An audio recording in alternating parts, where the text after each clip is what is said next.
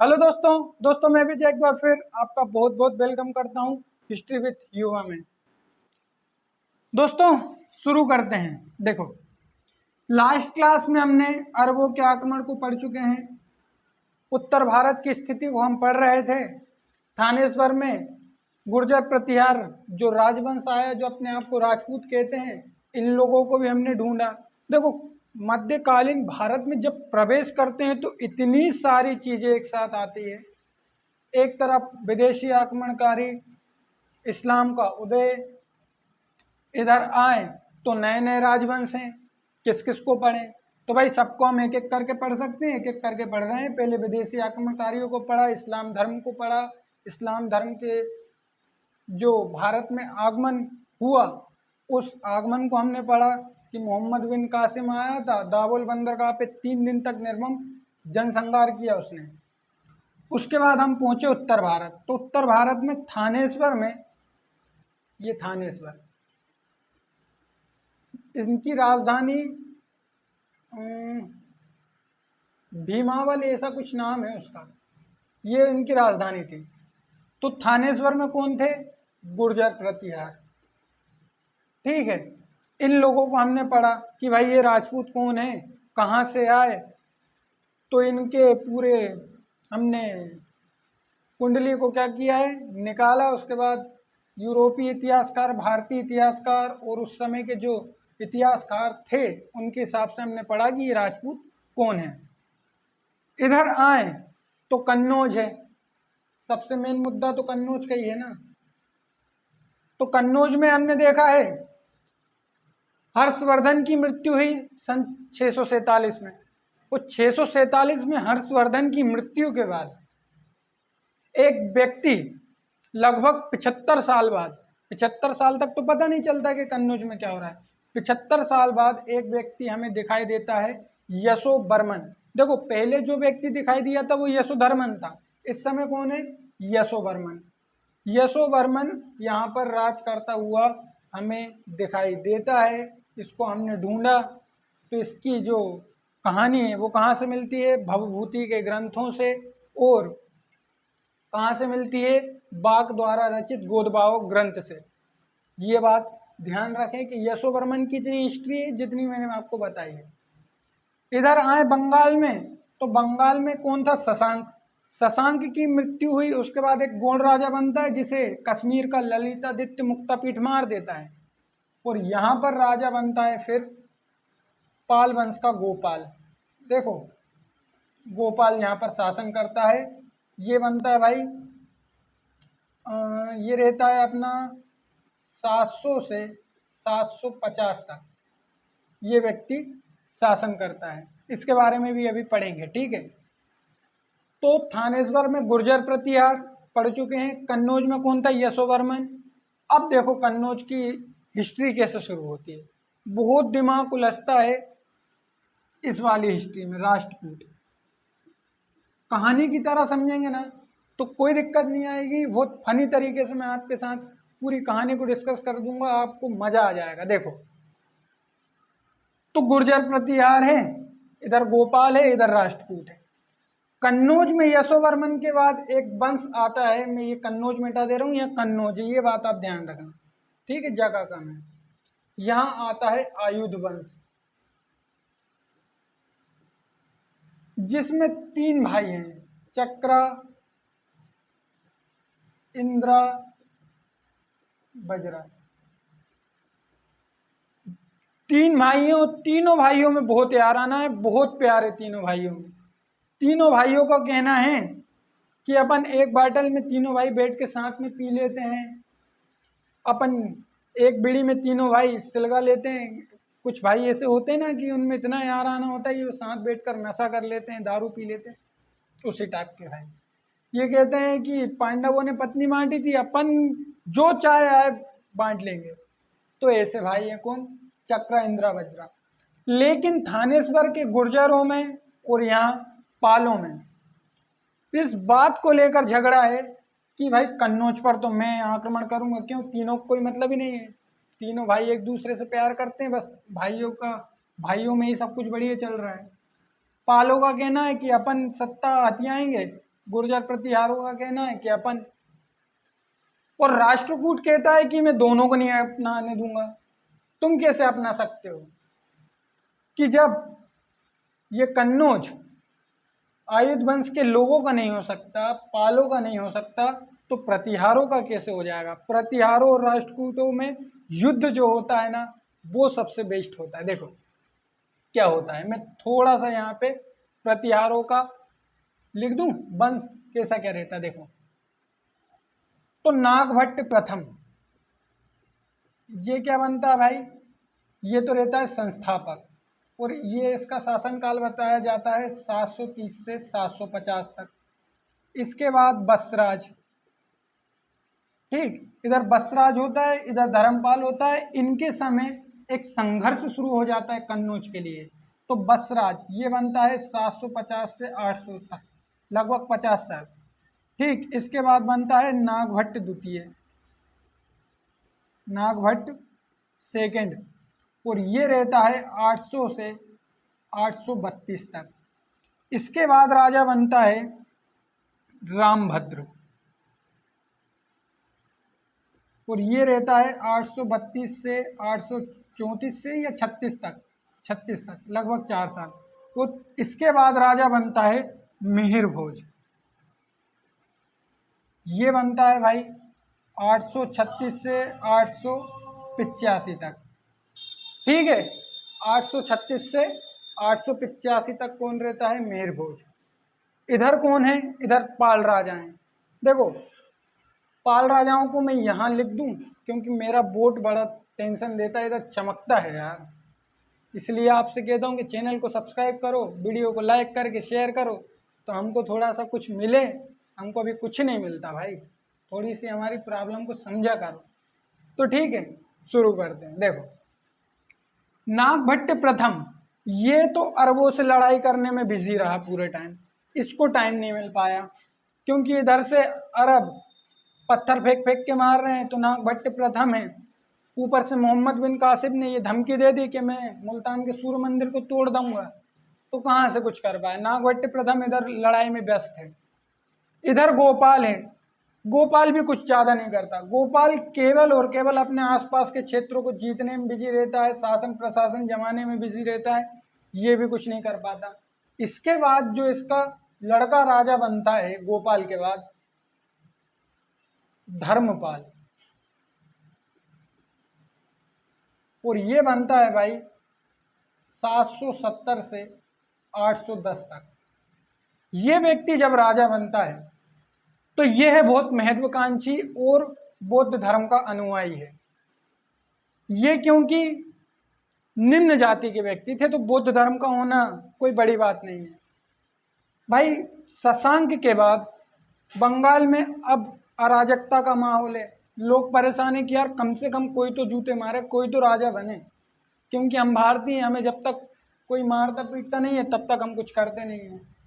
तो ये टेंशन थी, तो लोगों ने मिलके किसको चुन लिया, गोपाल को चुन लिया। गोपाल एक निम्न जाति का व्यक्ति था, वो किसी राजघराने से नहीं था। ठीक है, तो गोपाल ने कुछ नहीं किया है, बनारस तक उसने केवल सत्ता को स्थापित किया है। इधर बना है अब उसका बेटा राजा धर्मपाल। इधर राजा कौन बना है नागभट्ट के बाद, बसराज। अब हो रहा है संघर्ष, किसके लिए, कन्नौज के लिए। तो यहाँ धर्मपाल है, यहाँ नागभट्ट है, और यहाँ पर है राष्ट्रकूट राजा ध्रुव। अब देखो क्या होता है, नागभट्ट का लड़का जो बसराज है, ये निकला है यहाँ से कि मैं तो कन्नौज को जीत के आऊँगा। इधर से धर्मपाल भी निकल गया कि मैं भी कन्नौज को जीतूंगा, जब तुम जीत सकते हो तो हम क्यों नहीं। यहाँ से ये निकला है कौन, बसराज, प्रतिहार राजा। तो ये तो ठीक है, धर्मपाल को कोई टेंशन नहीं हुई, ध्रुव भी यहाँ से निकल गया। और ये इधर रास्ते में पहुंचा है और कहते और किधर, कहते यार कन्नौज जीतने जा रहे हैं, कहते पहले इधर लड़ो। ध्रुव ने बसराज को परास्त कर दिया, मुंह छुपाना पड़ा है राजपूतों को रेगिस्तान में, राजस्थान के रेगिस्तान में कई वर्षों तक मुंह छुपाना पड़ा है। और उसके बाद राजा बनता है कौन, नागभट्ट द्वितीय। इधर से ध्रुव ऊपर गया है तो यहाँ पर है कौन, मदुरै में पल्लव। ध्रुव ऊपर गया तो ये लोग इधर आ गए, ठीक है। अब ध्रुव नीचे आया है, वापस लौट आया तो ये लोग भी इधर आ गए, क्योंकि ऐसे चलता है कि ये ऊपर जाते हैं तो ये भी ऊपर चले जाते हैं इनके राज्य को जीतते हुए। तो राष्ट्रकूट राजा कभी ऊपर शासन जमा ही नहीं पाया। हालांकि महाराष्ट्र तक तो वो शासन जमाते हैं लेकिन और ऊपर नहीं जमा पाते, क्यों, पल्लव है। इधर देखो, इधर कौन है, धर्मपाल। अब राष्ट्रकूट राजा ने किसको हरा दिया, बसराज को, प्रतिहार को। प्रतिहार चले गए वापस। जो ध्रुव है ये भी वापस आ गया। धर्मपाल को मिला है मौका, पूरा के पूरा कन्नौज क्या पड़ा है, खाली पड़ा है, कोई है ही नहीं, धर्मशाला है। तो धर्मपाल यहाँ से सीधा निकला है और यहाँ पर कन्नौज पर कब्जा कर लिया किसने, धर्मपाल ने। बसराज आया, ध्रुव ने हरा दिया, ये वापस चला गया, ये रेगिस्तान में मुंह छुपा रहे हैं। इधर धर्मपाल को क्या मिला, मौका मिला। धर्मपाल ने क्या कर लिया, कब्जा कर लिया। गुजरात का कवि सोडल कहता है कि महाराज आप उत्तरापत स्वामी हो। सोडल ने धर्मपाल को उत्तरापत स्वामी की, जो कहते हैं ना, हम क्या कहते हैं, उपाधि से क्या किया, सम्मानित किया। किसको, धर्मपाल को।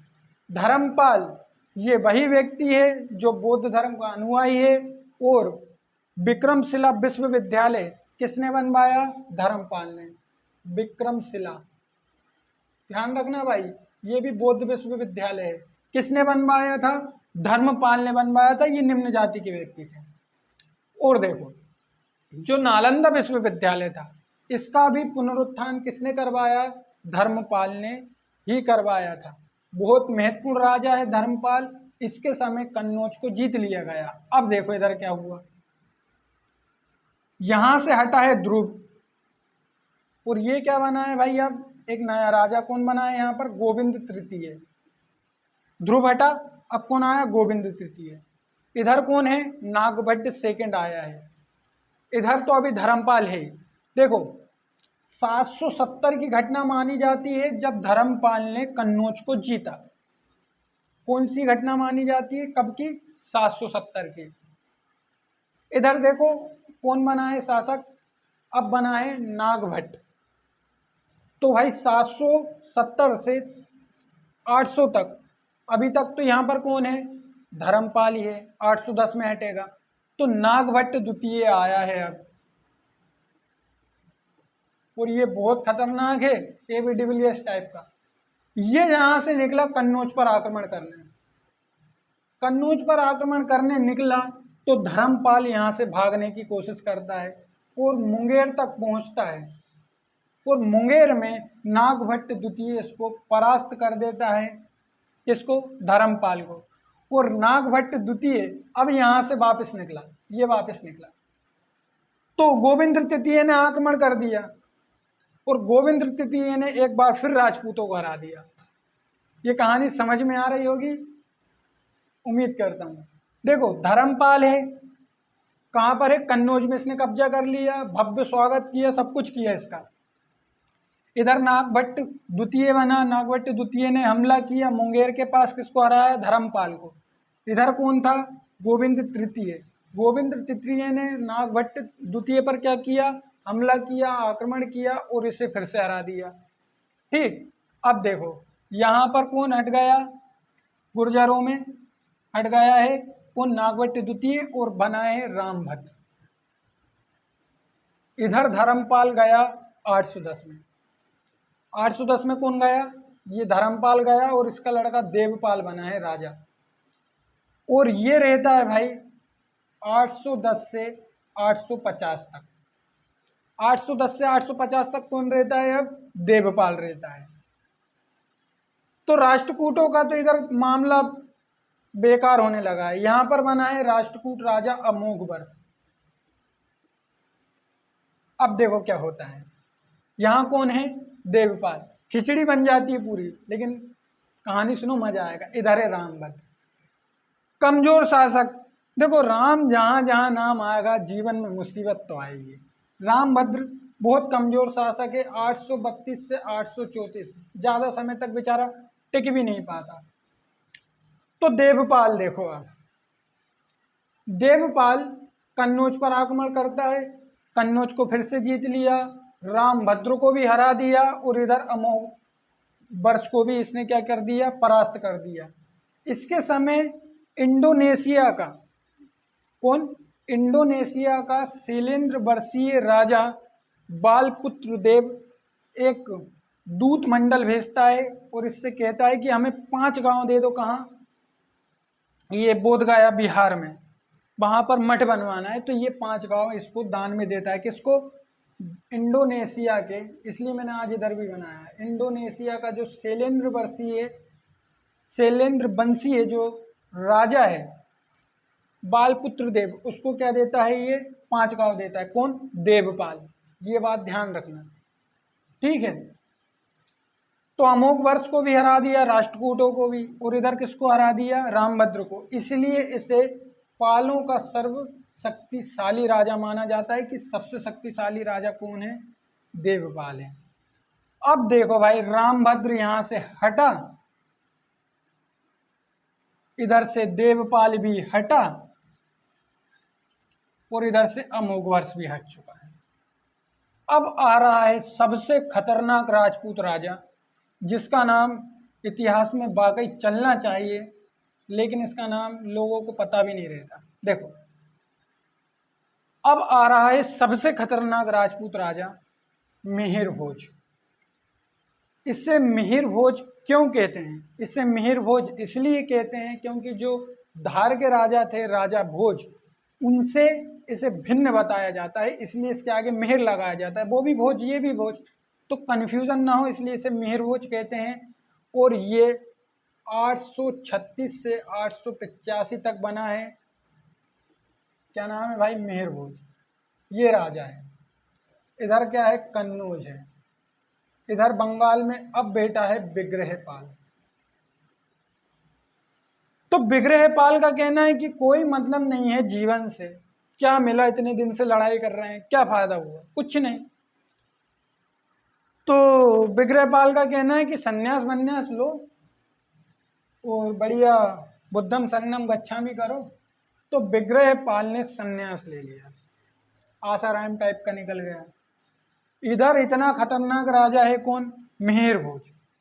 इसने विग्रहपाल को पूरी तरह से परास्त किया और कन्नौज पर अंतिम रूप से जिस राजपूत राजा ने अपनी सत्ता को कायम किया वो था मिहिर भोज।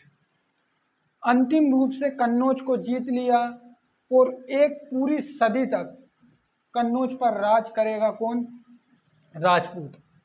ये है राजपूत। राजपूतों को केवल और केवल एक व्यक्ति का नाम याद है, वो है महाराणा प्रताप। इनको क्यों याद नहीं करते, नागभट्ट। अगर राजपूतों की वीरता की बात की जाए तो वाकई राजपूतों की वीरता दिखाई है नागभट्ट ने, जिसने अरबों से लड़ाई की है। नागभट्ट द्वितीय।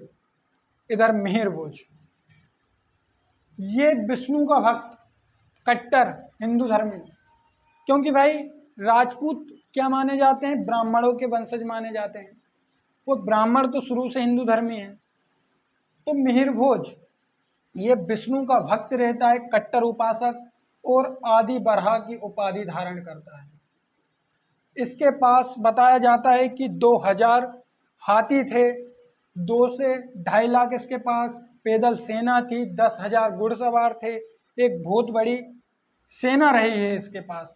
सुलेमान अरब यात्री ये बताता है कि राजपूतों की वीरता की बात करें तो मिहिर भोज सबसे वीर पुरुष, सबसे वीर राजपूत व्यक्ति प्रतिहार वंश का होता है।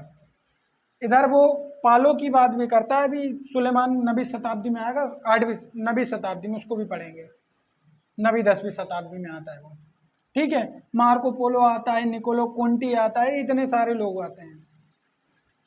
तो विग्रहपाल है इधर। विग्रहपाल के बाद बनता है नारायण पाल।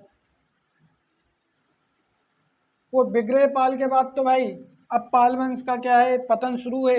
नारायण पाल बनेगा। नारायण पाल भी नारायण साई टाइप का रहता है। तो कुछ खास हो नहीं पाता, बाकी इसका इतिहास हम बाद में पढ़ेंगे।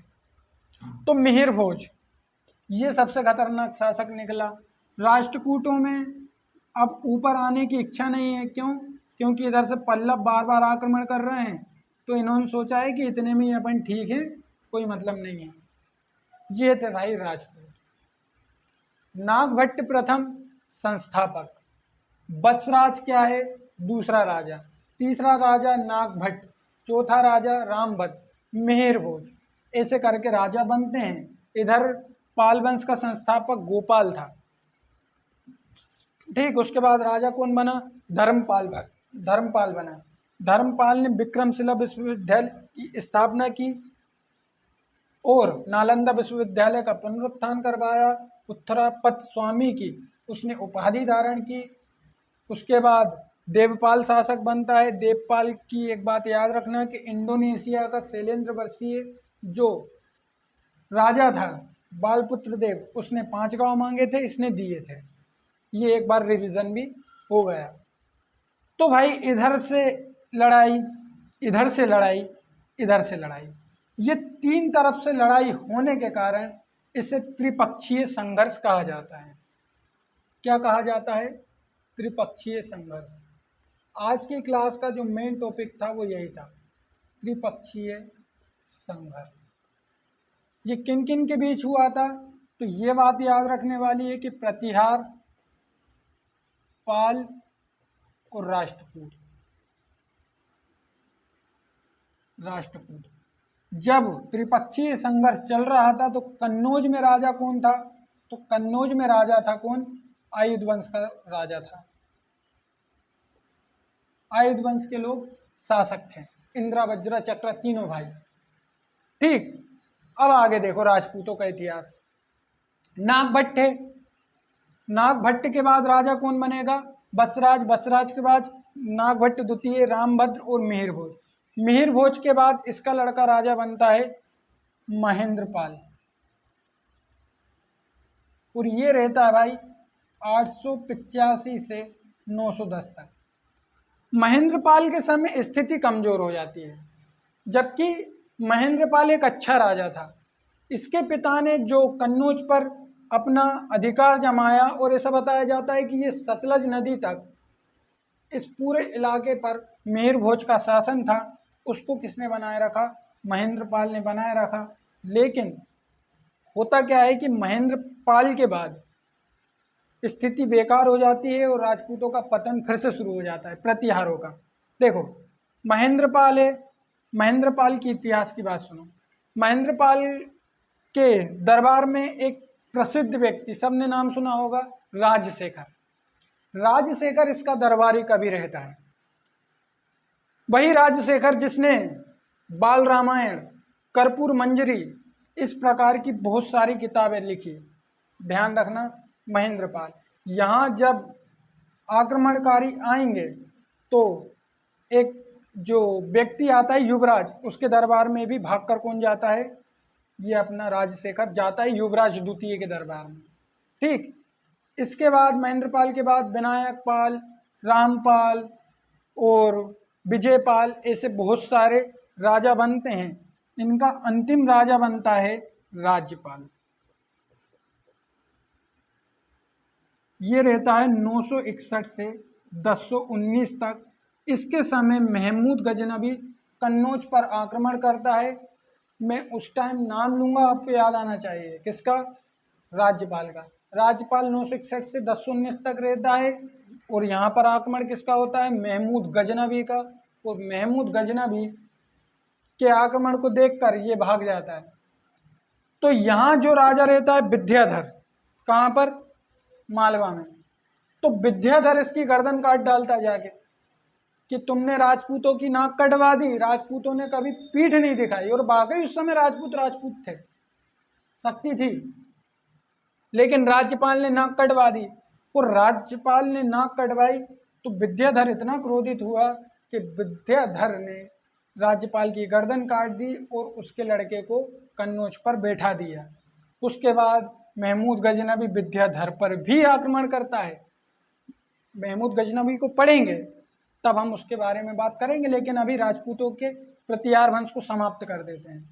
ठीक है, तो क्या होता है भाई, महमूद गजनवी विद्याधर पर भी आक्रमण करता है, लेकिन विद्याधर ने ऐसी चुनौती दी, ना तो विद्याधर पकड़ाया, ना ही विद्याधर ने हार मानी, ना ही महमूद गजनवी उसको परास्त कर पाया। वो था राजपूत, कौन? विद्याधर। इतने खतरनाक खतरनाक राजा हैं, इनका नाम नहीं चलता लेकिन। तो ये थी भाई प्रतिहार वंश की कहानी। प्रतिहार वंश 1019 में क्या हो जाएगा? खत्म हो जाएगा, राज्यपाल के साथ खत्म हो जाता है।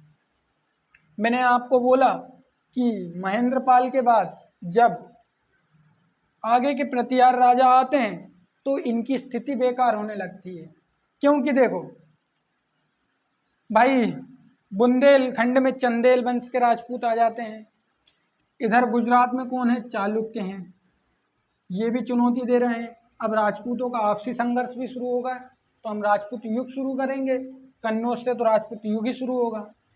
ठीक है, तो गुजरात में चालुक्य रहते हैं, इधर जबलपुर में चेदी, बुंदेलखंड में चंदेल, मालवा में परमार, ऐसे करके बहुत सारे राजपूत वंश हमारे सामने आते हैं। दिल्ली में तोमर राजपूत आ जाते हैं, अनंगपाल जिसने दिल्ली की स्थापना की। तो ऐसे करके बहुत सारे राजवंशों में टूटते हैं ये, और मिहिर भोज के समय जो पूरा डेवलपमेंट हुआ था प्रतिहार राजाओं का, वो सारा क्या हो जाता है? खत्म हो जाता है। ठीक, तो ये थी किसकी कहानी? प्रतिहार वंश की कहानी। इधर कौन थे? पाल, विग्रह पाल, उसके बाद नारायण पाल, और उसके बाद बहुत सारे पाल आएंगे। इधर भी राज्यपाल जैसे राजा आते हैं, लेकिन नेक्स्ट क्लास में उनको समझेंगे। तो ठीक है भाई, ये था त्रिपक्षीय संघर्ष। एक बार रिवीजन कर लें। त्रिपक्षीय संघर्ष किन व्यक्तियों के समय शुरू हुआ? वो शुरू हुआ था बसराज, और इधर कौन था? धर्मपाल, इधर कौन था? ध्रुव। इनके समय शुरू हुआ। किन किन के बीच हुआ? प्रतिहार, पाल और राष्ट्रकूटों के बीच हुआ। ठीक है, पहली बार कन्नौज पर त्रिपक्षीय संघर्ष में पालों ने क्या की? सत्ता को स्थापित किया। उसके बाद नागभट्ट द्वितीय ने धर्मपाल को हराया, गोविंद द्वितीय ने नागभट्ट द्वितीय को हराया। उसके बाद देवपाल ने फिर से कन्नौज पर कब्जा कर लिया, लेकिन ज़्यादा समय तक कुछ नहीं हो पाया, तो देवपाल भी वहाँ से हटता है, और यहाँ पर कौन बनता है? रामभद्र। तो रामभद्र को हरा देता है। उसके बाद बनता है मिहिर भोज। फिर यहाँ कौन बनता है? विग्रहपाल। तो मिहिर भोज पूरे को जीत लेता है और विग्रहपाल को भी हराता है। राष्ट्रकूट अब ऊपर नहीं आ रहे। क्यों नहीं आ रहे? बहुत सारे कारण हैं। तो ये प्रतिहारों की राजनीतिक स्थिति। देखो, सांस्कृतिक स्थिति की बात करें, मैं केवल अभी प्रतिहार राजपूतों की बात कर रहा हूं, अभी तो बहुत सारे राजपूत आएंगे। देखो, सांस्कृतिक स्थिति को भी हम समझ लेते हैं।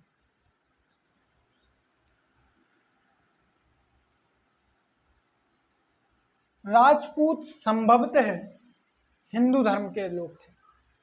ये हिंदू धर्म को क्या करते थे? संरक्षण देते थे। हिंदू धर्म की इस समय बहुत ज्यादा क्या हुई भाई? डेवलपमेंट हुआ। इस समय हिंदू धर्म का बहुत ज्यादा विकास हुआ। तो इतने विकास के बीच यहाँ पर राजपूत हैं, और राजपूत वो भी कह रहे हैं कि हम ब्राह्मण वंशी हैं। तो भाई बहुत सारे मंदिर बनवाए गए और ब्राह्मणों को बहुत ज़्यादा दान दिया गया।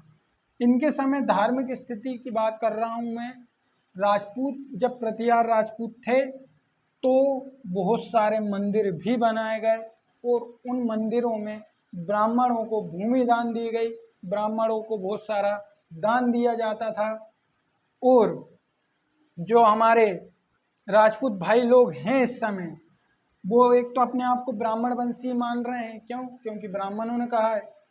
और कई सारे स्मृति ग्रंथ भी ये कहते हैं कि राजपूतों की उत्पत्ति अग्नि से हुई है। ये अग्नि के उपासक थे। इनकी धार्मिक स्थिति के बारे में बात कर रहा हूँ मैं, तो अग्नि के क्या थे? ये उपासक। ठीक, ये मंदिर बनाने का काम भी करते थे, यानी कि कला की बात कर रहे हैं कि मंदिर कला का ही एक हिस्सा है। ठीक, कला को क्या करते थे? संरक्षण देते थे। ब्राह्मणों को दान देना, ये सब इनके टाइम चलता रहा। और देखो भाई,